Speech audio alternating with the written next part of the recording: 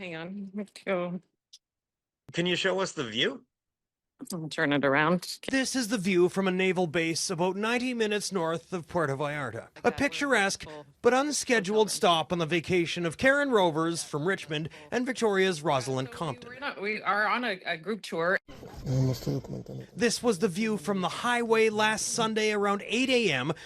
when Cartel members forced them off their tour bus and torched it along with their passports and belongings. Prior to the Cartel boarding their bus, it looked like simple delays on the highway, maybe an accident. First of all, we saw people running and waving, and we didn't know what it was about.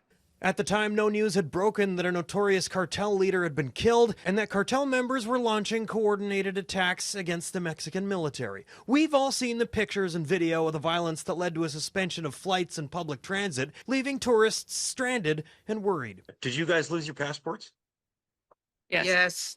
Everything. But Karen and Rosalind weren't sheltering in place at a resort. They were huddled on a highway surrounded by torched cars, including their own tour bus, with gunshots ringing out. They were putting spikes in the road and to stop people and then they would jump out and torch their cars. And not hurting anybody, but just they wanted to torch the cars so they could block the roads. They say the tour bus driver was calm and explained the situation, but they needed to get out of harm's way. Went on down the road as fast as we could. Looked at maybe hiding in a drainage ditch because the guys on the bridge were shooting.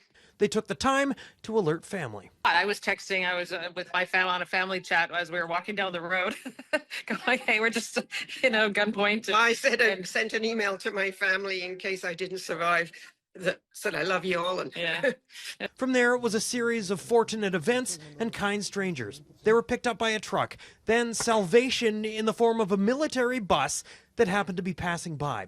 The best timing in the worst situation. And from there to here. We're in full hotel rooms. Boca de Chila is a naval base with a resort-like hotel, complete with medical care and all the comforts a traveler could ask for. They went and got bunch of clothes to bring us, so we had options. They did our laundry with what we had.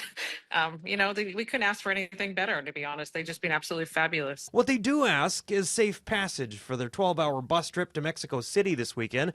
That's where passports will be reissued for their final destination, home.